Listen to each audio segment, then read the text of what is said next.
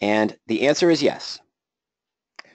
The poor man's covered call is just another term for a diagonal call spread, calendar leap spread, typically a diagonal calendar spread. Now that sounds a little bit confusing. I'm going to clear that up in a minute.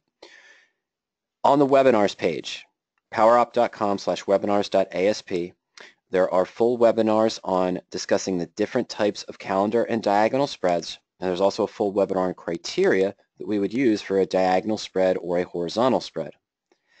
In addition to that, over the past 2 months, we've had maybe 3 or 4 discussions contained in the requested topics section of the webinar archive related to diagonal spreads inside the larger webinar. The requested topics, of course, are the archives of our Friday discussions. So a few questions have been coming in over the past 3 to 4 weeks. Well, let's start from scratch. We'll answer it now too. Let's talk about a calendar spread. The term calendar or calendar spread is any spread consisting of long and short legs, meaning a bought and a sold option, usually the same. Bought call and a sold call, bought put and a sold put. But the long and short have different expiration dates. This is regardless of strike price, if the bought option is further out in time or if it is closer in time, if the sold option is closer in or farther out. Any structure where you have a combination of bought and sold on the same security using calls or puts where you have different expiration dates is a calendar. There's reverse calendars. There's diagonal calendars where the combination is different strikes. If I'm buying an in-the-money call, let's say 6 months out in time, and selling a 1-week or 2-week call against it, that would be a diagonal. If I buy an out-of-the-money call that's 3 weeks out in time, and I sell a 1-week out or 2-week out call at a lower strike price that still may be out of the money, that's still a diagonal. It's just structured differently. A horizontal spread refers to the same strikes. So take SPY right now at what, 276, 277. I could buy a March 277 call and sell a November 2nd 277. The same strike spread, that's called a horizontal. They're all calendars. One's a diagonal, one's a horizontal. But what is a poor man's covered call? It's simply a diagonal calendar spread where I'm going to buy a far out in the money call to simulate owning stock. Instead of buying the stock outright, I'm going to buy a far out in time, 3, 4, 5, 6 months, a leap, 2-year out leap, depends on your outlook for and your structure for the position. You're buying an in-the-money call instead of the stock. And you're still going to sell a near-term at or out of the money call against that structure to simulate a covered call trade. The same call you would sell for a covered call, you would do it in this structure. It offers a lower cost than a covered call. You end up with a higher percentage return potential due to leverage, but it's at one price. And of course, just like a covered call, you're able to manage it. You're able to roll that short call up and down. And the amount of time sort of between your first expiration cycle and the end expiration cycle further out in time is what we refer to as right cycles, the total number of times you could potentially roll up or down against it if you always came the same short-term expiration period. What are the risks with a poor man's covered call? Gotta remember that leverage works both ways. If you have a 10% drop in the underlying security, this could result in a 20 or 30 or 40% drop in the long call investment. You may have lost less monetarily because the delta when you open that long call was maybe only 0.8, 0.85, maybe 0.9. Might not be 1-to-1, but it's leveraged. So you may be at a 40% loss where your covered call might only be down 8 or 9%. You can technically lose close to 100% of what you invest in any calendar spread. If the stock swings against you quickly and it suffers a 25% drop because of an earnings surprise, early earnings warning announcement, that could wipe out 50 to 60%. If it has a 33% drop, your long call, which is your investment now, might be down 75, 80% or more. Probably wouldn't go to 100, but I've seen worse things happen. Okay? Oh, sorry. This copied wrong again. I apologize for that. Just noticed that my copy and paste stuck with the copy and paste. That comment shouldn't be there. Here it should have said things along the lines of, you might not lose 100, but if you have that 25 to 30% drop. Now, those of you who've traded covered calls before, I buy SPY at 276. I sell a 277 call. The stock goes to 278. I get assigned and make 1% return. It goes up to 288. If I don't manage it, I get assigned at 277, make a 1% return. It goes up to 300. I do no adjustments. I get assigned at 277, make the 1% return. The max profit on a diagonal only occurs at 1 point. It is not really a bullish strategy, meaning that you're not really expecting the stock to continue to go up, up, up, up, and up. It's really a neutral strategy where you want the stock to be trading plus or minus 1 or maybe plus or minus 2% of the short call you sold. You don't want it to go too much above or below that. Whereas in a standard covered call position, if I'm hoping to get assigned, it doesn't matter where it goes above my short call strike price. I still make the maximum profit. Calendar looks more like that. Well, that would be a same strike. That'd be a horizontal where you can lose two ways, if it moves up or if it moves down. But even the diagonal spread is more of a neutral position, not really bullish. All right, now I'm going to cheat. And it's probably going to rub some salt in some wounds for some of us. But on October 1st, SPY closed at 291.73. I might have opened a typical covered call by buying shares of SPY at 291.73, and I would have sold today's expiration at the money 292 strike call for 222. Now, this is going to cost me $29,200 to buy the stock, and I'm going to get $222 back for the call. This isn't a covered call I would typically enter, not just because of the cost, but for that 18-day trade, it only offered about a 0.8 downside protection and a 0.9% return. Well, that's what you expect with SPY, and volatility hadn't triggered yet. Remember that. That came a couple weeks later, 10 days, 8 days later. All right, but that would be the structure of our covered call. It was an at-the-money covered call. We probably would have been expecting the stock to stay the same or move up in price. We see where the stock is now. It's down to 276.18. So we're down 15 points on the covered call, and the underlying kept the 2 points from selling the call. So we're at a loss total of about 5% on the stock, but because the hedge of the covered call, that 0.8, 0.7%, we're only down 4.4% of the 29,000 or so we invested into the position. Okay. I'm sorry, there's a couple other questions that just came in. Sam said, hi, Ziad, you see a question come in. We've got about another 10, 15 minutes on this discussion, and then we'll get to your questions. We're going to get to those real soon. All right. So with the stock down 15 points, we're at a 5% loss on the stock, but a 4.4% loss of the investment in the covered call. Now, the poor man's covered call, same situation, same day. Rather than put up $29,173 to buy 100 shares of SPY, I could have bought almost a year out, 363 days out, 2020 September, in the money call, looking for a delta of maybe greater than 0.8 to about 0.9 or so, if there was activity, volume, and open interest. Let me break on that for a moment. A lot of investors say that, oh, with a poor man's covered call, you look for a delta as close to 1. You go that deep in the money that far out in time, there's no open interest and there's no recent volume on the position. You're fighting a bid-ask spread that's being dictated by the last orders that were put in but haven't been filled yet. So you don't know what price you're really going to get. It's going to be somewhere in between those two, but you're probably going to be closer to the ask when you buy, not really the midpoint. You still want to see some activity. And that's usually around a delta of 0.85, 0.87. Don't really get to 0.95 or 0.99 in a lot of cases. In any case, with the stock at 291.73, we could have bought that September 220 call at 79.66. Sold the same 19th of October 292 call at 222.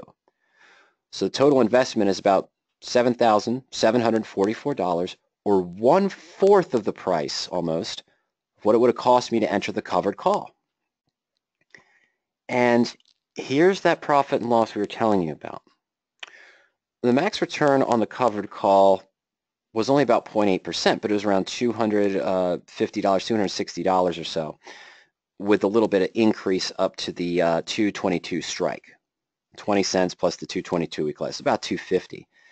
Here the max expected return is around $316, which is about 4% instead of 1%. But it only happens at 292.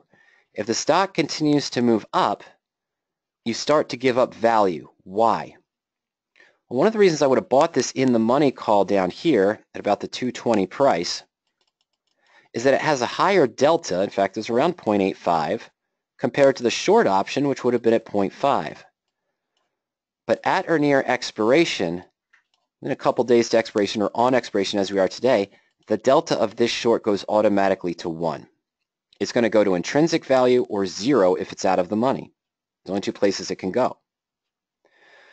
And so that kind of skews the delta ratio we originally wanted. I wanted a delta ratio of, maybe greater than 1.5, greater than 1.6 or so, meaning that if the stock gains $1, $2, or $3, I'm always gaining more on the long than I'm losing at the short.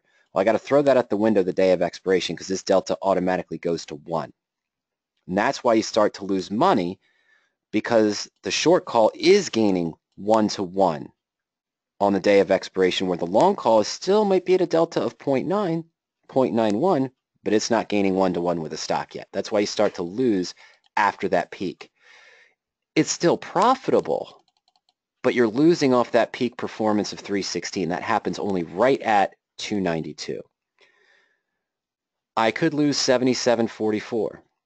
If the stock SPY fell, dropped back down to 180 over the next 2 weeks, this 40-point out of the money call might only drop to $16, $17, even though it's a year out in time.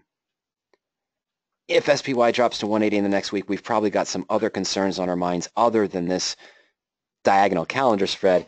But again, it's just to point out that you can lose a significant amount of this. Of course, if the stock fell to 180 and I had bought it at 292, well, yeah, I'm down about $90, which is about 30%, 35% of what I paid originally to get into the position. Okay, but we have many right cycles, meaning that my time, this was a 18 day out trade. This is 363 days out. So the right cycle is 363 divided by 18, how many times I can potentially sell against it. And you can roll it up and roll it down. But remember, the right cycles on the covered call is technically unlimited until you actually close the position. You can always continue to write covered calls against it. We do have a finite expiration date, but it's a year out in time. All right. So is it better? Well, it depends. It depends on what the stock does. And remember, you were picking more of a neutral position. With the diagonal spread, I really want SPY to be trading right around, I'd say probably 288 to 294 during the first right cycle. I don't want to pay too much to buy back the short call if it continues to move up, because I'm using leverage and that's going to affect my cost basis. I don't want it to drop too far because then the hedge didn't help me as much on the position. It still helped me a lot, but I don't want it to drop too much. It's really neutral. I want it to be right around that peak of around 292, the short call strike. Okay? Does it risk less monetarily? Yes, we're about at 1/4, but leverage returns also mean leverage losses. With SPY at 276 right now, our fictitious October 1st covered call is down $1,270 or minus 4.4%. Strangely enough, with the increase in implied volatility that we've seen in the VIX over the past 8 days or so, and the fact that we didn't have a delta of 1, the midpoint price on the calendar, we made the full 222. That call is going to expire. I'm sorry, the 292. That short call is going to expire today. But the calendar is actually down $1,415, which is 18.3% of what I invested in the position. Now remember the lie of leverage. If you have a 20% loss on a position, you typically need a 30% gain to get back to break even. It's about 28.9, but we'll just call it 30. I had $100. I lost 20%. I've got 80 left. I need to make about $20 to get back. Well, that's about 28.9% of the $80 of remaining. If you take a 25% loss on a position, which if it falls a little bit further Monday will be at with this calendar, I need a 33% gain to get back to break even. Are you only risking $7,700 instead of $29,000? Yes. But what if you had done 2 contracts? What if you had the $29,000 to invest in the covered call, but you said, I don't want to do that. I'm just going to buy 2 contracts of this elite position and have $14,000 invested. Well, you'd still be at an 18.3% loss, but you're down $28.30. Way more than you are in the covered call position. And what if you did 3 contracts? You still only put up about $22,000, not the full almost $30,000. Well, you're still at an 18% loss of what you invested, but you're at 3 times the amount of the covered call.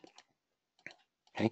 Neither one of these was a good trade for SPY. I just wanted to illustrate why I say these things. So that's the basic introduction of a poor man's covered call. It is just a calendar spread, a diagonal calendar spread. That's how I refer to it. That's what's shown on PowerOptions. My fear is that the poor man's covered call is a dangerous term for investors that are new, that just know covered calls. Why? Unlike a covered call, you don't make the maximum profit if the stock moves up. In fact, if you structured it long, you can lose. If I structure that trade a little bit differently and the stock went above 295, I could actually be at a loss on the position because of that reverse delta ratio we were talking about at or near expiration. You can get a 10 or 20% return over maybe a 3 to 4% covered call using less money. That's leverage. But it works both ways. You can lose more percentage-wise of what you invested into the diagonal spread. Discipline and position sizing is key with this poor man's covered call. Always look at the structure of the trade first. I'd suggest checking out the webinars we have there on diagonal so you can see some of the criteria we use and why it's important to look for things such as the delta ratio in a diagonal and the debit to strike difference ratio so you don't get caught in a position where you can lose in both directions, even in the case of early assignment. Can't allow that to happen. It requires more management than a covered call.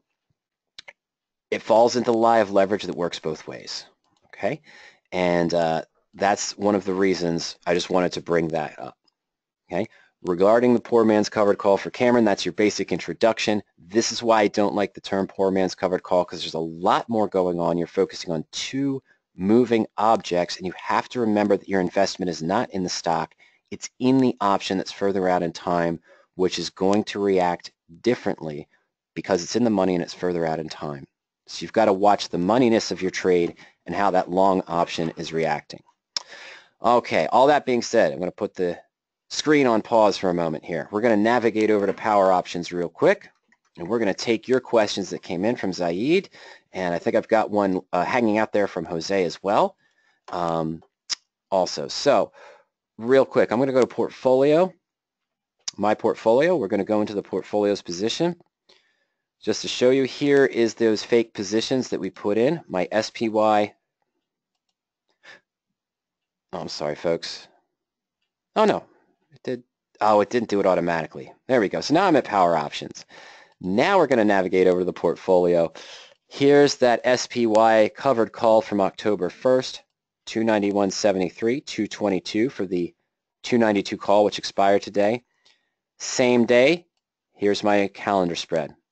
By the September 2020 220 strike call, 336 days remaining for 79.66 and 222 against the position. Okay, and going over here, where did I get those magic numbers I showed you? Right from the portfolio. If I had entered this position at these times, now it's changed a little bit, but the liquidation value for the covered call is a loss of 4.6%. At the end of the day, one last run, it came down to 5.3% loss on the stock, so we're at a 4.6% loss on the covered call, 1,300. Interestingly enough, because of midpoint pricing and market makers, it looks like we're down 1,445. We're down more monetarily and almost at that 19% loss liquidation for my diagonal spread. Okay, so those weren't fake numbers I threw up there just to illustrate the point. That's what would have happened to these 2 positions if we had entered them on October 1st as a comparison. Hey, both can be managed though. We might talk about that a little bit later. But first, thing is first, let's get to Ziad's question here. Ziad says, if I buy a call or put, buy to open, which is in the money at expiration, will my broker assign me at expiration if I don't close the position? Sell to close before expiration. Yes, but I don't call it assign. I call it exercise. Okay? Your broker will exercise your long option. You'll be assigned on a short option is the correct term, Ziad, if you had sold it. If you bought an option, held it through expiration, and did nothing, your broker will exercise your option. So if you just have a long call, you bought a call on, let's just stick with SPY. You bought a call on SPY for the 270 strike a few weeks ago, but you didn't close it. So you just bought one call. You didn't sell to close it before expiration today. What's going to happen? Over the weekend, your broker is going to exercise that long call. You will see Monday that you are long 100 shares of stock at 270. But your cost basis on the position will be the 270 strike that was exercised for the long call that was not closed, plus the cost basis, what you paid per contract for the 270 strike. Now, if you're in a straddle position and you forgot to close it, that was me knocking on wood. Happened to me 3 years ago. I wasn't paying attention. I did a earnings straddle on Texas Instruments, TXN, and I can't remember if it was in October or November. I know that sounds silly, but it's October 2016 or November. Well, here's the problem. TXN had weeklies. I had put it into my PowerOptions portfolio that I had bought the standard expiration, which was, let's say, the 19th. Earnings were out on the 11th. The actual expiration I'd entered in my broker was the 12th. So it expired the day after that. Texas Instruments had fallen. So what happened? I didn't close my strangle, my call and my put. The put was in the money. I woke them up on Monday with a notification that I was now short 200 shares of Texas Instruments in my portfolio. It worked out well for me because Texas Instruments opened down again on Monday and the following Tuesday, so I eventually just closed the position. But they did give me a little penalty on that for not closing the option beforehand because I wasn't technically supposed to be short shares of stock in that particular account. But anyway, if you're long a put that's in the money, you're essentially forcing someone to buy shares of stock for you. And if it's not in a married put position or a collar, that or part of another calendar spread or a put spread, Ziad, that just means that you will now be short shares of stock in your portfolio because they exercise the put to have short share stock. So all that being said, let me give you an example. It's what I did today. It's not what I normally do, but I've been doing it this way a little bit this year for the Fusion subscribers, radioactive trading. I adjusted the goose position today to give me out to January on the put, but PHM, a complete disaster. I could have done this as an income method, different income method, and I should have, where I'd be sitting on about a 14% profit. I didn't do anything with this October 32 put. The stock is down to 21.50 at the close. And yeah, he's offering 10.40. For the past, that's midpoint. So right here, 21.58, it's relatively close, about 2 cents over. But I've been fighting for 8 days to get a reasonable fill at least intrinsic value at midpoint. He wouldn't give it to me. So fine, I'll take it this way. What did I do, Ziad? I left it completely open. Stock's at 21.50. I've got the October 32 put on the position. I'm going to let my broker exercise this put, but I own 100 shares. So essentially what they're doing is selling 100 shares of Pulte Group for me at $32 when it's trading at 21.50. There's no time value. I don't lose that in this case because I'm at expiration. And so I would just mark it down. Here, go to Position Actions, Exercise Assign. It's technically exercise for PHM. And what am I doing? Am I closing the call? No. It's shading that out for me. The computer's essentially reading that I'm closing this for 0 and that it's going to close the stock at $32, and I just put in my commission fee, which would be stock selling feature. Let's go ahead and submit that.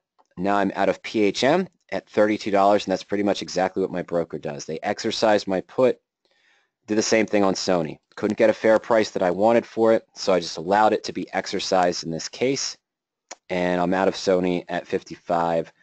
Oh, I'm sorry. Oh, it popped up, didn't it? Oh, okay. It was down $1.20 earlier today. Missed that one. Okay. That's fine. So I'll still be in Sony come Monday. Just don't have the put on it. So I'll reevaluate the position. Maybe if it pops up on Monday, I'll sell to close it then. Anyway, wow, that was interesting. So that's what happens. And if you just have a long call, it'll be exercised for you. And we've talked about if you're in a spread position that's between the strike prices, then you'll get that as well. Okay, so I think you just followed that up as well. So you said, Ziad, I'll take your second question third and go to this one. Referring to my first question, will I be exercised as well even if it's a bull call spread or bear put spread? Yep, yes you will. Okay, and in a bull call spread, you'd want that to happen. Let's go to the custom spread tool, Ziad. And we will take SPY because we've been looking at that. We know it's around 276. Let's go to the custom spread position and SPY. Let's say a week ago, I had done a bull call debit spread by purchasing today's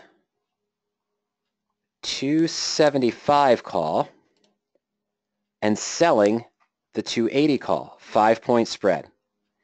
And let's say I paid $420 to enter this position. Now it's $430, let's just say. Okay, so I'm going to buy this at $530. Doesn't matter where the stock was and I did this. And I'm going to sell my 280 call for $1. Okay, so I have a $430 debit, chance to make $7 off of 430. I'm sorry, yeah, 5 points off of 430, 70 cents off of a 430 investment, 16.3% return. Stock is between the strike prices. I did not manage it. What happens? This expires worthless. Your broker can't give you that for 280 because the market's only offering 276. No one's going to assign you here. That's what you wanted to have happen. If the stock's above 280, your broker would have bought shares of stock for you at 275, delivered them at 280. You would have had the maximum profit. Oh, sorry. Now, the stock is between the strike prices. What does that mean? This expires.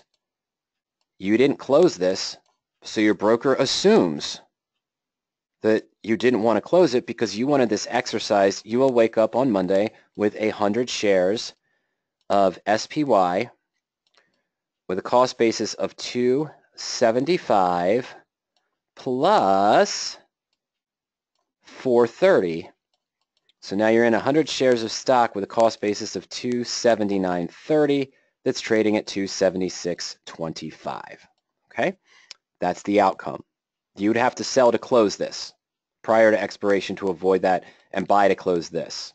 You wouldn't want to leave a naked call open because they'd hurt you on margin in that case. Bear put debit, the opposite, right? If I had sold the 275 put and bought the 280, well, the stock, of course, is above 275, so my short put expires, but now I'd be short shares of stock at 280 come Monday morning. That's what would happen if it's between the strike prices. If it was below 275, I would have made the maximum profit on my bear put debit spread. Perfect.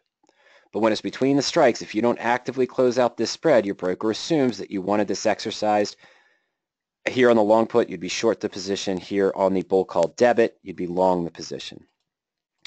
Reverse it. What if this was a bull put now? Now that gets tricky. You sold the 280 put and bought the 275 put, and the stock's between the strikes. What happens in this case? The opposite. Your 275 expires because it's out of the money. You're exercised at 280. You have to buy 100 shares of stock. You're assigned on your short put that's in the money.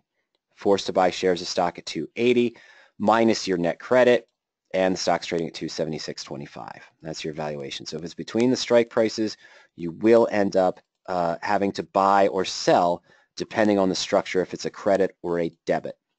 Okay? All right. Yeah, Sam did good with SKX puts, NKE puts, and MU puts were all in the money. My pen position that I have 2 puts open to 100 shares is doing extremely well what I want. VIX calls, I haven't bought new ones yet, but I'm contemplating that approach. Oh, sorry, folks. Contemplating that approach of doing a call spread with the VIX options to lower the price on the trade as well. Okay, so Ziad, you're asking me questions about spreads. You started off that way. And so we started off talking about some of the other positions as well. We started talking about calendars. Ziad follows this up by saying, how to max the benefits from power options during earnings season. All right, well, there's three things here, depending on what you're doing. Number one, I don't know if I want to go to a blank screen or try to draw this out. I'm just going to go to a blank screen. I'm going to go to the custom spreads here. And now, I'm going to put in pen.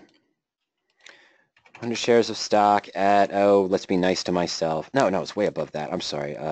28.50, and we sold the 27, let's say.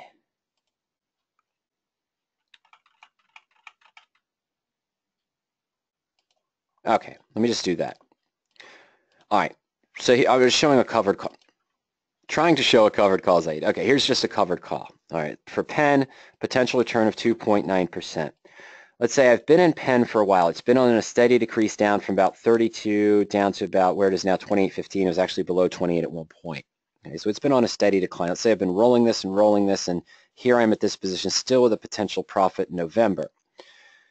Why am I going this route to answer your question? Well, first thing I have to do, and I always do with my positions, is before I entered this position, even if I've been rolling it for 3 months, I would have gone to that research tool or just put in the stock symbol and clicked on quotes up here, because I want to know when the next earnings is. Here we see my call expires in November, but I've got earnings coming up on November 1st. And, the stock's been falling, so I've actually been, let's say I've been taking a loss in this position, even though it's slightly profitable now, but I'm still behind the 8 ball here if the stock continues to fall. I know earnings are coming up, so what do I want to do?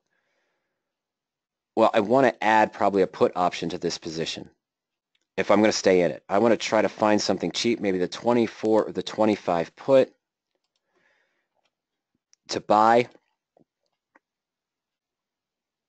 Nah, not that great. I'd look for a little bit better ratio, okay? But here's what I mean. If you have positions that are open during earnings, that you're going to cross earnings. If I have a married put, for example, like I do on Ollie, but earnings aren't for a while yet, but on Penn or Goose now, coming up on November 8th, and I rolled this out to a January put, well, as I get closer to that, I'm going to see what adjustments I could make. And what do I mean by that? Well, it's going to look a little strange because it's on expiration here. But here's the position on Goose. Okay, it was a 3.1. But if I know earnings are coming up in 8 days, what is my concern? Well, the stock could go up, and I'm still looking pretty good on this position, but if the stock falls, well, I make 3.1%, but can I do better? Well, what is that? A straddle, or a synthetic straddle, or a strangle.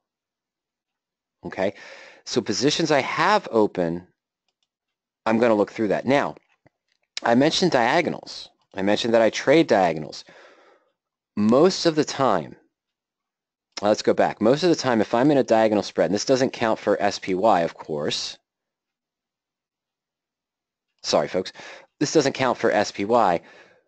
But if I'm managing a diagonal spread long term, and I'm coming up to an earnings event, let's say in the next 10 days, but my call doesn't expire, I likely won't leave this open. What I'll likely do is buy to close that short call. Hopefully I have some profit in it, some decay. And then what I'm going to do is, again, what do I have here? I have a long call that I paid a lot for that's going to profit if it moves up. But what if I'm wrong and it reverses? What can I do down here? Some kind of straddle or some kind of strangle. I might buy a cheap put just in case it does the exact opposite of what I want. And then after that, what I may consider doing is evaluating the call, evaluating the put, adjusting or rolling whichever direction we went to see what works best, and then turning it back into the diagonal spread. And then 3 months from now, if I have a short call open at that time, I might buy it back. In my portfolio, and it won't show up on the SPY portfolio we were just looking at, but in the portfolio, I usually set an alert for the longer term positions, the diagonal spreads, married puts that I'm trading long term, of earnings coming up between now and expiration date. Okay, so I want to know where that is. Yeah, days until earnings, right here. Days until earnings, how many days away? Usually about 10 days away, so I know if I need to make an adjustment to my existing positions before then. Now, your other question relates to something that came in via email before I started the presentation. It's from Jose L. And Jose commented that he's not going to be able to join us. I believe he's in Amsterdam right now, and he's not going to be able to join us. But he wanted to know, I'm paraphrasing this, I didn't grab his email. But he wants to know,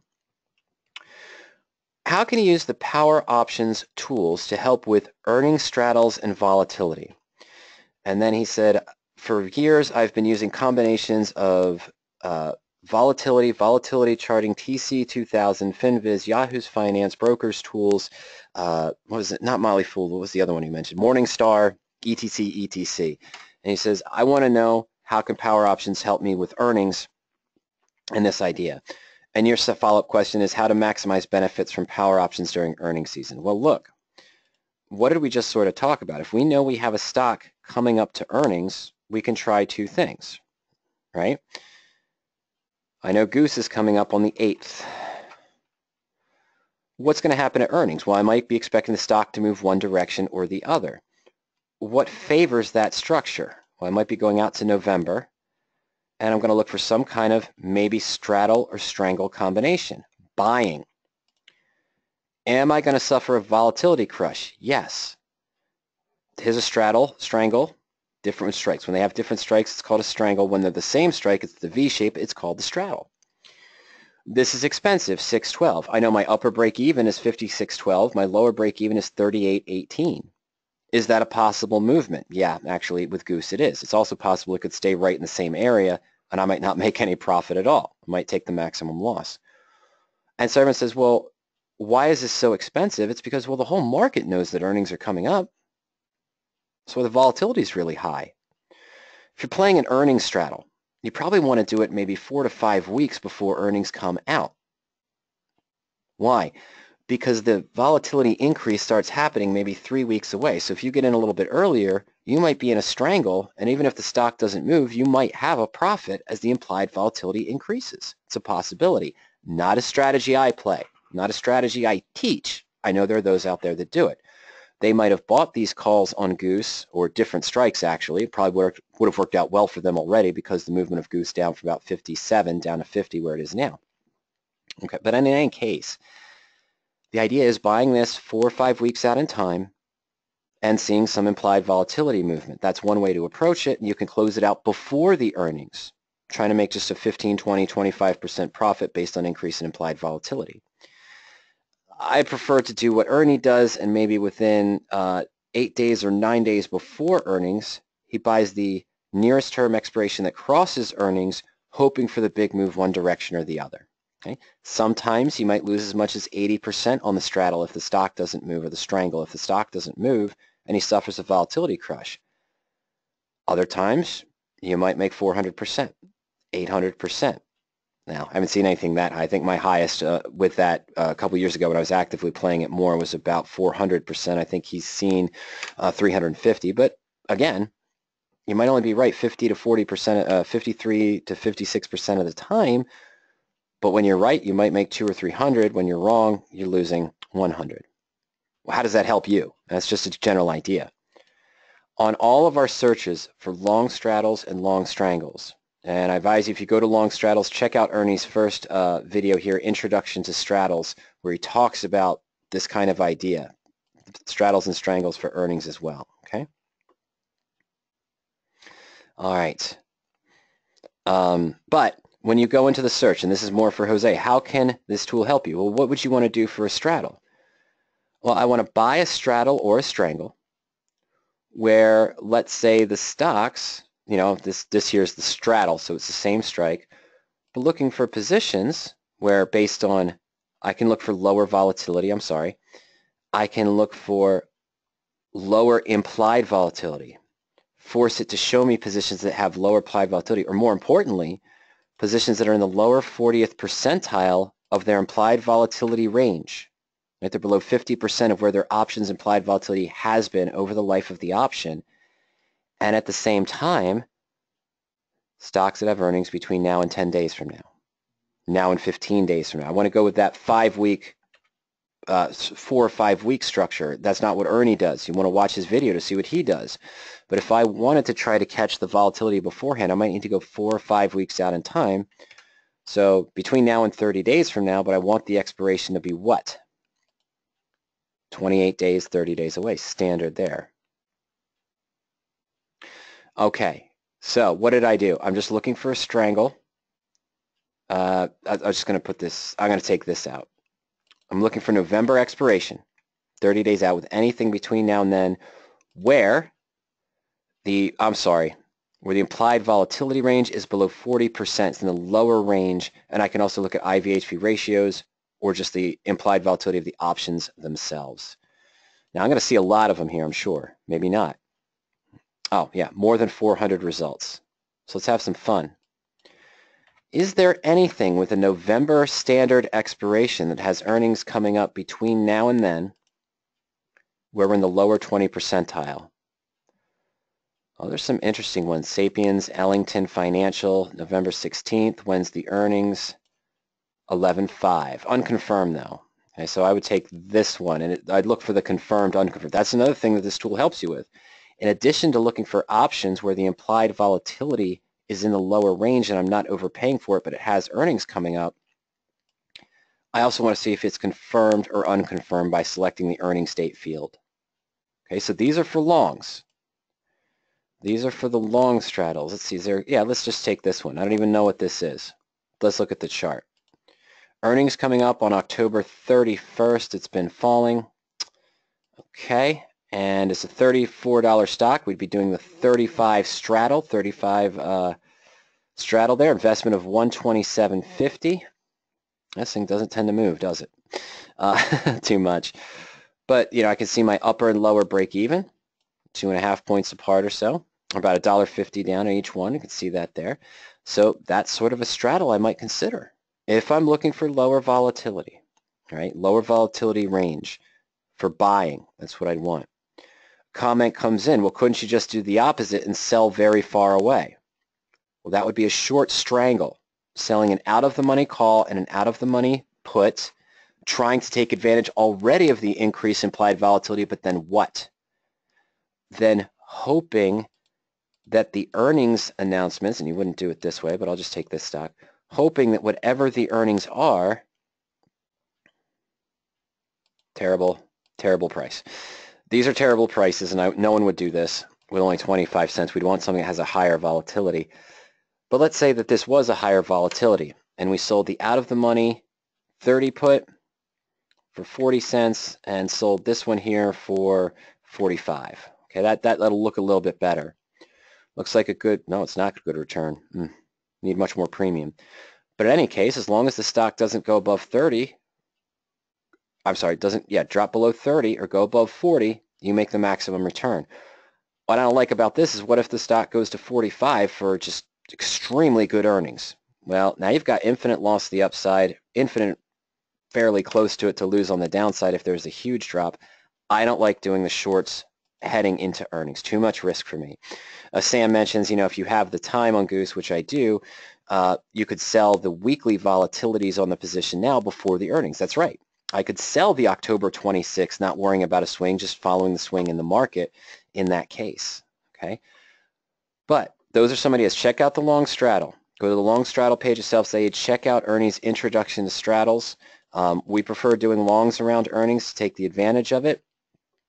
That being said, we know, for example, let's just take Goose on a custom spread. Rajiv doesn't look like he's here today. At least I haven't seen him comment in yet, and I haven't looked at the attendee list. Okay, so Rajiv is not here. There's nothing wrong with that. But sometimes what Rajiv and sometimes what Sam have even mentioned is, let's say we know, what did I say? Oh, I said that I know that GOOS has earnings coming up around November 8th. Okay, so I'd want my longs to be at least out to the 9th, but I'd probably go to the 16th. And let me buy a 45 call and a 50 put. A little bit expensive. I don't know if I want to do that. Yeah, I want to do that. Okay, so buy and buy. All right, so here's my strangle, long, very expensive, but it's an in the money, right? I bought an in the money 50 put and in the money 45 call. So if the stock's in between, I still get 5 points back. My max risk is not the cost of 11.15, right? Because if it's right between at 47.50, I still have 250 on the call and 250 value on the put, intrinsic. But the earnings aren't coming out till the 8th. So if I don't think this is going to go back above 55 in the next week, or that it's going to drop below 45, well, let's say 47 within the next week. I might even go to 48. What I can do now is sell these, because these aren't going to be affected by earnings. I've now sort of created a double diagonal, selling against both, or selling directional, Sam might say. If I think it's bullish, I might just sell the put, maybe the 48 put as I mentioned, to hedge that position at this time. But I'll hit October 26 expiration and earnings aren't till the 8th. I could then adjust this position and sell again for November 2nd and collect another premium and just continue to lower the cost of this, then have a lower price straddle or strangle going into the earnings on November 8th for my long options, which expired November 16th, but I wouldn't have anything sold against them going into that November 8th date. I would have closed them beforehand. Okay, so that's another idea. Not something that I prefer to do, but Rajiv has mentioned it before about buying a call that stock he's bullish on, that he expects good earnings. I think he even said PayPal a few weeks ago was one he was considering.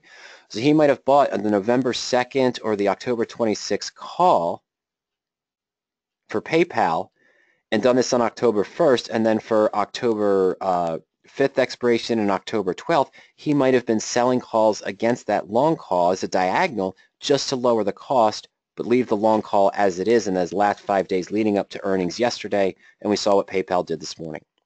Okay, so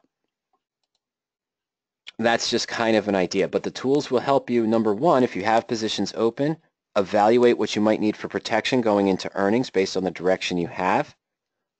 If I have a credit spread or debit spread open and somehow I made a mistake and I have earnings coming up, I'll probably close that spread. I don't want to be in a vertical spread that can lose 100% of what I invested with a 5 or 6% or 8% move going into earnings. Not worth the risk. And I might close those. You could convert them to a ratio spread, but why? But for new positions, long straddle, check out that video Ernie put together, the Introduction to Straddles, around earnings disappointments or with particular wins as well. That's what he walks through on about that 30-minute video there, and what he's been doing in his account for maybe the last 2.5, 3 years or so, with a portion of his account, not the entire thing, of course. It's not something you want to do. So protect and hedge with positions you have open using the tools. Find new positions that will benefit you for wild swings with stocks that do have earnings coming up between now and expiration, and you can check the volatility based on what you want to see. In addition to that, I would never recommend it, but if you wanted to try to sell premium going into earnings with higher volatility because you feel a stock is not likely to move 10, 12%, and that's the outside wings that you're going to set out of the money for the short strangle, you can do that too. You can look for positions that are 10 to 12% out of the money or more for the short call and the short put, with earnings coming up between now and next 5 days from now, where the implied volatility range is high or low, high in that case for selling, and you want the implied volatility range low for when you're buying. Okay. Sam throws a comment into the ring for example. In SFIX, after earnings puts at 30 and open was a good move because the stock had dropped to 25. Okay, so total 40% in the straddle plus extra puts had another $5 downside benefit as well. Okay, so with SFIX earnings around that time, Sam had the put open, but I think he was selling shorter ones before it also. So remember, in any of the tools and power options, you can specifically look for stocks that have an earnings date between now and expiration or not between now and expiration, or between now and X days from now and not between now and X days from now, depending on what strategy you're looking for. If I'm opening new covered calls, bull put credit spreads, or even a new diagonals on Monday, I'm checking the box to see positions that do not have earnings between now and expiration. But if Monday I'm looking for some long straddles, I'm probably looking for an expiration date, maybe 7 to 14 days out in time, the options expiration date, but where the earnings is within 4 to 5 days, 3 to 5 days, something along those lines, okay? Okay, let's see here. Ziad, this is more of a personal question. I'm not the best one to answer this. I'm going to be honest with everyone. I'm not the best person to answer this question. Why? First, what is the question? Ziad's question is, in which cases would you use diagonals over calendars or vice versa? I answered this in the webinar that we did on calendars, where I covered both calendars and horizontals. And of course, I'm going to answer it for you now, Ziad. My straight answer to your question is, in which cases would I use diagonals over calendars? All of them. In which case would I use diagonals over horizontals, he means. In which case would I use them? All of them. I don't trade horizontals. I don't like it. I don't like it. Let me explain why. We know Goose. We know it's got some good volatility. This is not a position you should enter as a calendar with earnings coming up. But we're just going to take a look at it in the custom spread tool very quickly. So for GOOS, I'm bullish long term. I think that this correction is overdone for them, and I think heading into winter, they're not this earnings specifically, but the next one and the next one following that could possibly be huge because of a cold winter. Guessing, right? And I'm just throwing it out there. So I might do a diagonal where I might be going to April. And as I mentioned, I'm going to be buying a slightly in the money call. I'd probably go with the 40. I'm not going to try to force it to the 30 with a delta of 0.9 because there's probably no activity down there and it's pretty expensive. 40 is reasonable to me. Naturally, where the stock is now, I want to give myself some breath, so I'm probably not selling the near-term 50. And of course, earnings are coming up, but let's say I went out November 2nd, 14 days before earnings. I don't want to just sell the 50 at the money. I want to give myself some more room here. So I'm going to go up to the 52.50. So we're going to buy this, and I have to look at this for a second after I enter it because I didn't use the search for this, Ziad, so that I can tell you in 1 second if this is a position I would even enter. Nope. It's a hair short. I would not enter this position. Okay, but in any case, here's a diagonal. I've got a delta ratio I want that's positive. The delta of my long is a little bit greater, is greater than the delta of my short. So as the stock moves up, I'm going to be gaining more on the 40 call than I'm losing on the 52.5. Until we get an expiration, it goes in the money. Short option goes to a delta of 1. Quote unquote, poor man's cover call. Why would I not enter this? Looks good. 23% return if the stock's trading right at 52.50. Earnings aren't until the week after this, so I just have to worry about regular market movements, but what are regular market movements now? We've seen a lot of stocks jump up 6 or 7% overnight before the market opened last week without even earnings being reported. So again, this stock could swing wildly, but here's my structure. Good return, 23.1% for about a 14-day trade. I'm basing that on the short option, right? November 4th. So I'm looking at a 23% return here for this position. That includes the theoretical value of the leap option if the stock's trading right at 52.50. I wouldn't enter this, by the way. It's close, but one of the filters I use that's discussed in those webinars that I use in the PowerOptions search is I always look for a net debit on my diagonal that is less than the difference in strike prices. So this premium for me would have to be less than 12.50. Really, I'd probably want it under around 11.50, anywhere below 11.50. Hopefully I'm looking at 11. Why? What could happen to the stock if some good news comes out and it jumps up to 57.50 overnight? And I'm short this November 2nd 52.5 call, maybe higher. Maybe it goes up to 60, not even related to earnings. What could happen? I could be assigned early, which means I have to deliver shares of stock I don't own at 52.5. My broker might do that automatically and put me short the stock, or they might say, oh, never mind, you've got this long call sitting out here even though it's out to April, so we're going to buy shares of stock for you at 40 to deliver at 52.50. What do I get back? 12.50. What was my debit? 12.60. I lost 10 cents on the trade.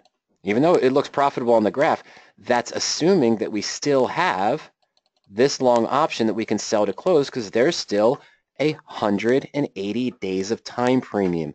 If you miss out on that in the diagonal and you exercised it, you lose the remaining time value. And if you're not careful and you don't set your net debit to be less than the difference in strike prices, you might lock yourself into a loss even though the stock kind of went in the direction you wanted to if you're assigned early. Now, that's more so in the case of a horizontal. Okay, so this is what I do. I like the diagonals, almost like the poor man's covered call. Rajiv doesn't, from our previous discussions, Rajiv doesn't like this idea, and I'll be honest, he's starting to win me over a little bit. He wouldn't do it this way. He'd do it the opposite way. It's still a diagonal. He still might go out to April or to January, but he's going to buy a 55 or a 60 call. He's going to buy an out-of-the-money call for 440, sell 105 against it, so he has much less monetary risk. What's the problem? We covered this last week. Now, this is a debit, and usually you think, well, if I do a calendar or a bull call debit spread, I don't have to cover any margin because it was done at a debit. This one you do. Okay, this is done at a debit, but you sold an obligation to deliver shares of stock at 52.50. You own the right to buy them at 60. You still got to cover that extra $750. So I have to put up another $750 on this trade. So the margin, true risk here, I paid $335 for the debit. I got to put up $750. If I make 185, it's going to be against $10,085 that I had to put up for the trade, not the $335. That's inaccurate. Now, it'd still be a decent return, 10, 11%, somewhere in that range, 12% in that range, but not real great. It looks good, but here's something else. What do you see in this spread that you didn't see in the other? It does have two ways to lose, doesn't it? Now, I'm not going through earnings, remember, I'm still keeping that November 2nd sell, but if the stock falls below 47.80, I'm now losing money on the position. If it goes up above 56.02 prior to earnings even, I'm losing money on the position because of the structure of the trade. This delta is going to one faster than this one because it's shorter term and it's at a lower price. Doesn't give me the delta ratio I want, but I'm starting to see some advantages here based on the structure. Now, Ziad, let's take it to the top. I showed you my diagonal that I would probably do. Why I would do it for the positive delta ratio, it's actually even a longer term growth position. I'm planning, even though this one is coming up to earnings, but if I open a diagonal, I'm planning on maybe 3 or 4 right cycles, and a right cycle might be 14 or 20 days apart. So I'm planning on being at maybe 60, 80, 90 days. My long option is 180 days out, 160 days out, 150 days out. Sometimes I'll do it closer, depending on my outlook for the stock. A horizontal, right at the money. Let's do the 50. I'm going to sell the 50 call for a better premium of 180 and 245. I'm going to go out to April to keep it a fair comparison with a time premium. We're going to buy a 50 call. This is the horizontal. Some people, when they say calendar, they just mean horizontal, not diagonal, but I split them apart. I'm only paying $805 for that call. I'm still getting $213. I'm getting a higher premium at midpoint in this case. It would be $213. So my debit's only $592. I'm at a 31% potential return. Where? Right at 50 in 14 days. Has to be really plus or minus 0.5 or 1% from the short call strike price, or just the strike prices since they're the same, to get that profit. I lose above 55.22. A lower upper break even than what we saw with that reverse diagonal I mentioned Rajiv would be doing for the lower prices at about 56. Lower break even at 56. Okay, 2 ways to lose, only 3 points down and about 5-6 points up. Okay, in that first 14 days. Extremely neutral. I can't have a stock swinging wildly one direction or the other. Why is that important? Because a lot of investors say, well, when you're selling, you want this high premium up here to really help cut down. You want something with a high implied volatility here. What has a high implied volatility in the short term? Something that's wild and more likely to swing one direction or the other. You're taking an extra chance there because if the market recovers back to where it was, if on Monday or Tuesday we see it go back up to 57 or 58 where this was, I'm already in the loss zone on this position. I've got to roll this short call up. That's going to cost a pretty penny, isn't it? Especially with earnings coming up. Even though this isn't directly affected by earnings, implied volatilities are going to be increasing on this too. It's a tricky game. I personally don't do horizontals. So the answer to your question is always would I do diagonals over horizontals? This is not my thing. Why? Well, as much as I appreciate everyone coming out here and asking these questions, and that I appreciate that I learn from you guys as well as I hope that you learn from me. Everything I've ever traded in the past 17 years related to options and so forth, the one thing I've never been able to do successfully is to sit there and say on a consistent basis, and I mean 68 to maybe 70, 73% of the time, is tell you that in 14 days I think this stock's going to be trading no more than up 45 cents or down 45 cents, going to be trading right around 50. That's what I need with this horizontal strategy. Yes, it can be managed, but why put myself in a structure if I can never consistently pick stocks that are plus or minus 1% of a strike price in 5, 10, or 14 days? I'm setting myself up for management disaster and over-management just to try to get a profit. This is the same reason I don't trade iron butterflies or standard butterflies, because you have to pinpoint within plus or minus 1% usually to be profitable long-term, 68 to 70% of the time. The stock's going to be trading right at or within that tight range at expiration. And that kind of looks like the eye of Sauron there, but that's the point. I don't trade strategies that have this simple peak profit and loss chart with a tight upper and lower break even, regardless of what the return looks like based on my investment, because I'm not this good. I'm going to be upfront with you. And I have been upfront with you. I've said this many times in other webinars. I know Ziad, you just haven't seen those, but I mentioned in a lot of other webinars when we talk about credit spreads and so forth, why I don't trade iron butterflies, standard all call or all put butterflies, or why I don't trade short strangles or short straddles specifically, or horizontal spreads, because I'm not that good. If you're that good that you can consider, and think about what you're talking about too long term with this as well, is that what is your goal here? Is your goal to make this right off the bat, just take that return and run?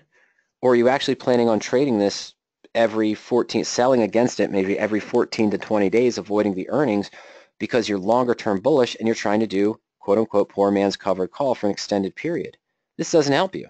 If you're trying to do an extended period, it's too close to at the money. You've got to give yourself breath for growth, like an out of the money covered call on a stock you want to hold to collect dividends on a yearly basis, but enhance that with out of the money covered calls. That's why I go with the diagonals personally. I'm not saying this isn't a decent strategy if you're a good stock picker and can pick targets. I'm not saying it's not a good strategy if you know what to do with volatility ratios, setting up implied volatility ratios and delta ratios. We talk about that in the webinar. This can be a very successful strategy, but you've got to have the tools to be able to do that consistently. That's all. All right, Fernando, moving on.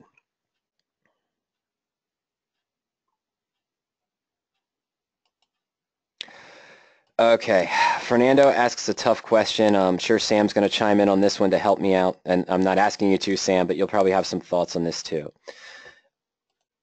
What do we know about options on November 9th for Goose? Well, they're the closest to the expiration date. I'm sorry, they're the closest to the earnings date, so they're probably going to be the most effective. And let's take a look, and the market's been down too. Goose has had a wild ride, so implied volatility has been increasing anyway, in addition to the market knowing that earnings are coming up, okay? Here we go, 65, and God, that hurts to see that. I'm sorry.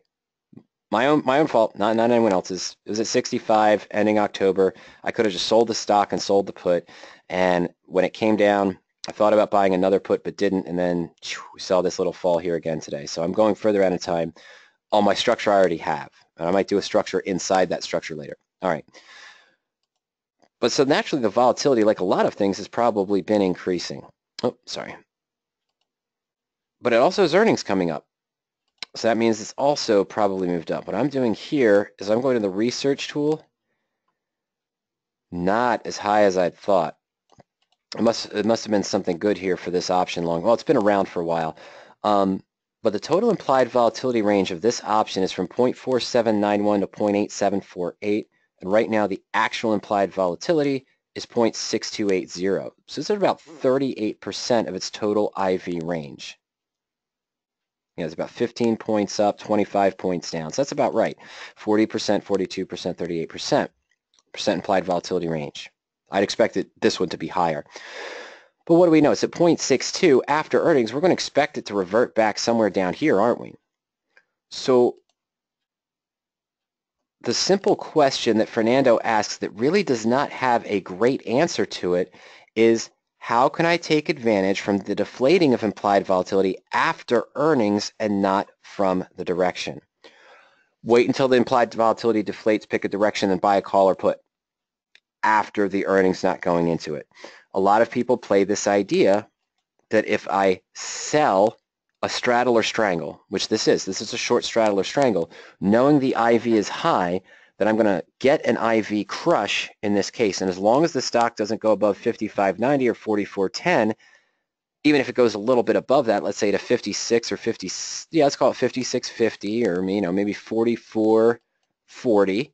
I'm sorry, 43.40. My apologies, Fernando. If it drops a little bit below these lines, that's okay, because the volatility crush means that the 50 will just cost me $6.50 to buy back. I already took in $5.90, so I'm not really losing that much, but you're still losing, and you had to put up this huge monetary requirement for this strangle.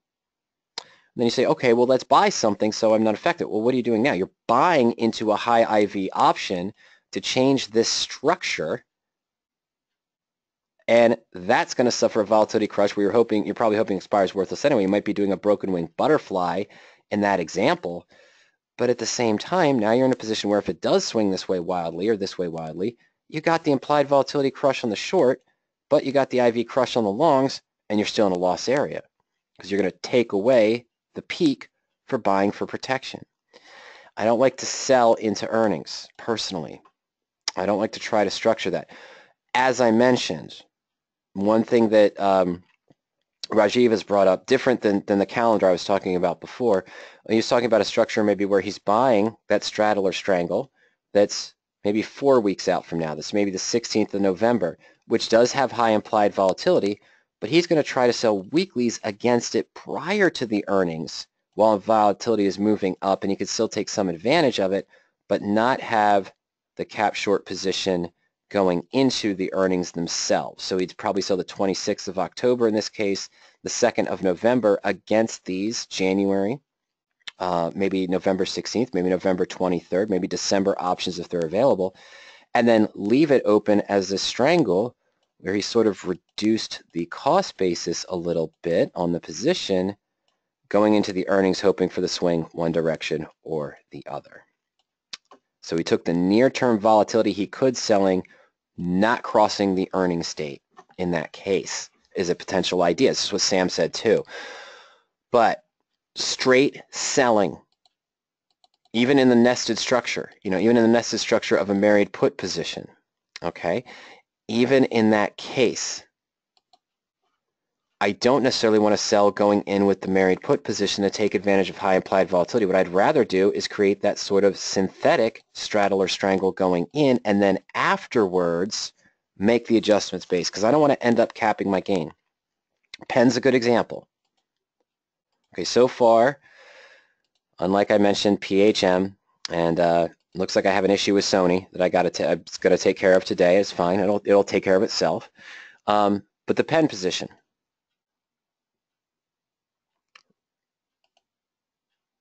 There you go. Actual trade, PENN Gaming. Whoa. Oh, come on. I'm really sorry about that, folks. It didn't switch over. Fantastic. Bought the stock 17 days ago at $33. Bought an April 35 put at $4.20. Just like Goose and everything else from the beginning of October down, it's down 14%. It's down to 28.15. But 3 days later, when I saw the MACD crossover after I entered the position, I could have just sold to close the stock. Rather, I bought a 30-strike November put. So I've got 2 puts on this position, one in April, one in November, against 100 shares, and coming up to earnings on the 28th in this case. Okay, so this is the little straddle.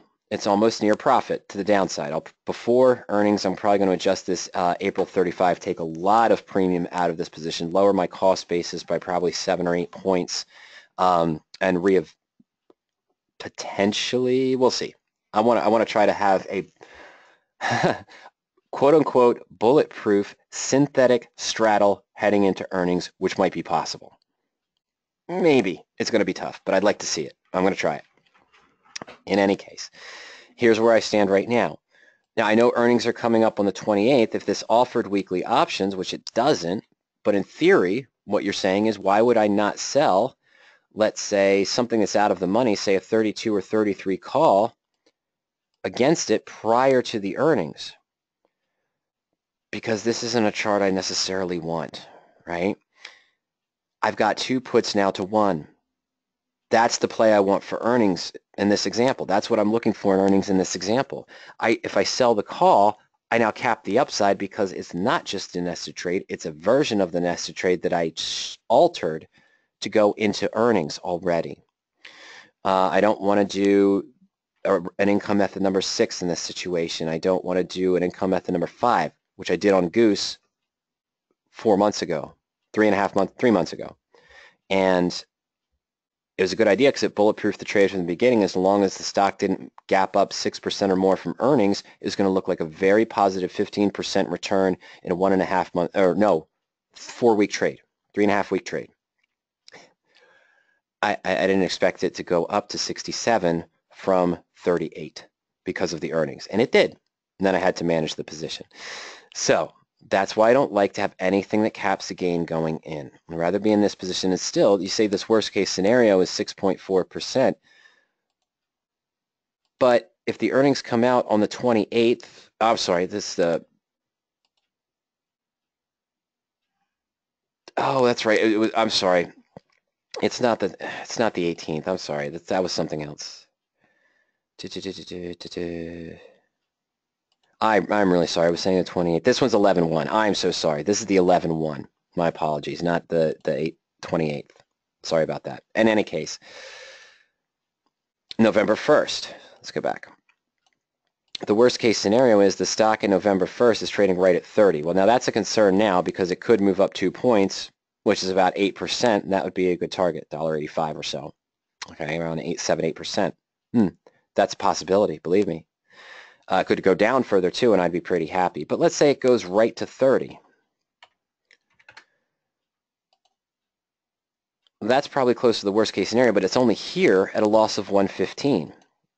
On a stock I'm down 5 points on, or 14.7%, a loss of only $115 in the worst case scenario on, okay, the day after earnings. Let's go to 11/2. And the volatility will drop on both of these also. Okay, but that's okay, because even if it's in that worst case scenario, I can still manage the position. I can take money off the table with that 35 put I own, and I can even roll up the 30 at that time and still probably lower my total risk on this position. But it's not 246, am I? The earnings come out and it does the worst thing. It stays right at 30. I'm not at the worst loss. I'm only at theoretically about 115, maybe a little bit more with the volatility crush, but that's okay. Still able to be managed. What I don't want to do is try to gamble with selling a put now into high implied volatility or selling a call, which caps it one direction or the other. Even if it's 10% out of the money, it gives me a upper break even that's 10% away from my strike prices, or 10% away from the current stock price, I should say, or 10% below the current stock price. I still don't want to do that because what if it drops 12, 15, 14? I've handicapped this idea of taking advantage of that bigger swing by selling into the premium.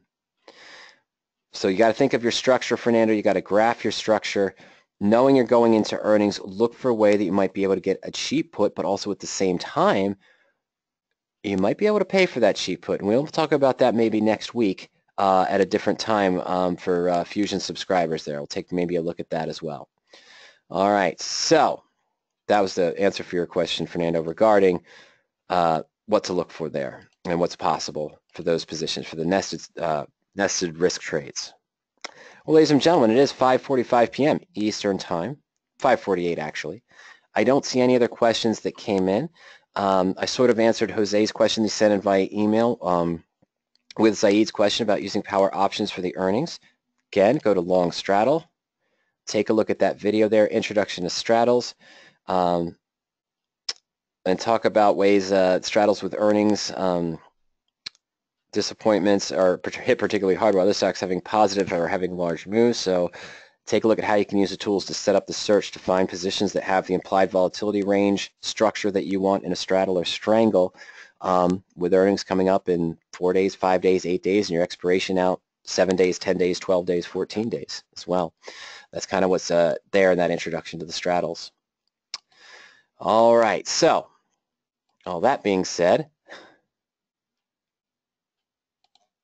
let me just remind everyone, there we go. Let me just remind everyone that today's material are strictly my thoughts on your questions, designed for educational purposes, increasing investing performance and options knowledge. Any stocks or options discussed today should not be taken as a direct trading or suggestions. I am not suggesting do a straddle or strangle on Goose or on Penn heading into the earnings on 11-1 or 11-8. I'm showing you structures that might benefit, and there is risk with those structures, don't get me wrong. We took a look at those long straddles and strangles. We know there's going to be a volatility crush, and that might hurt the position. But if you watch that video, you'll kind of get a better gauge of the introduction of long-term, why it maybe is okay to accept some volatility crush when approaching earnings, why it may be risky to sell into the volatility going into earnings as well. Options, any structure does involve risk. It may not be suitable for all investors as well. If you haven't done so yet, you like some of the tools we saw, the search capabilities of looking for stocks that have earnings coming up between now and expiration, or avoiding stocks that have earnings coming up between now and expiration if you're looking for new covered calls, bull puts, bear calls, or other positions where you'd avoid that. Just go to PowerOpt.com, put in your name and email address. You'll have full access of the site for 14 days. Once you click Start My Trial, we'll email you a password, and your trial starts from when you first log in with your new password. Subscription levels to PowerOptions is a monthly subscription service. They start at $40 per month after the trial ends. There's also services that offer full historical data and, of course, the real-time service in addition to a 20-minute delayed service as well. You want to take a look at other educational materials for free? Hey, no problem. Just go to blog.poweropt.com. There's various articles there. There's a search function. You can look for articles based on a specific subject. Remember, you can go to the webinars page at any time, poweropt.com/webinars.asp, to view our archive presentations, whether it's in the options strategies category, the Power Options tools category, or the requested topics category, which is all of our archived Friday discussions. Of course, we'll have live webinars coming up next week as well. You can also check us out on YouTube at any time. Just go to youtube.com and look for Power Options. If you think of a trading question later on, remember you can send me an email at any time to support@poweropt.com or support@radioactivetrading.com.